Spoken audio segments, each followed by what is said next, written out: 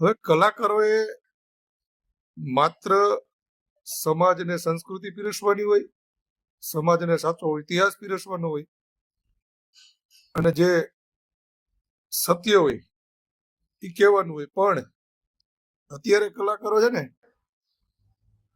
એ જ્યાં બેહે એટલે આમ તો જેના ખોળે બેહે એના ગુણ ગાતા હોય. એટલે મારે માયાભાઈ આહિરે હમણાં એવું કીધું કે હમણાં તો બધા વિડીયો બનાવે અને એમ કે તમે અમારા રૂપિયાનો પગાર ખાવ છો, તેનો બાપ ટેક્સ ભરવા જતો હોય છે.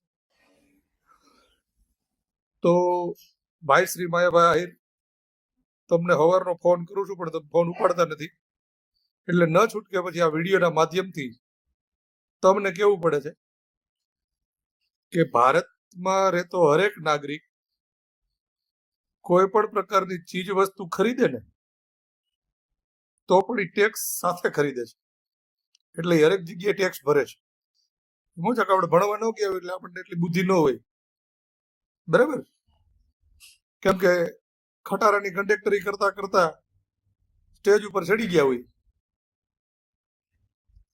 પછી બીજું એમાં કઈ લાંબુ હોય નહીં.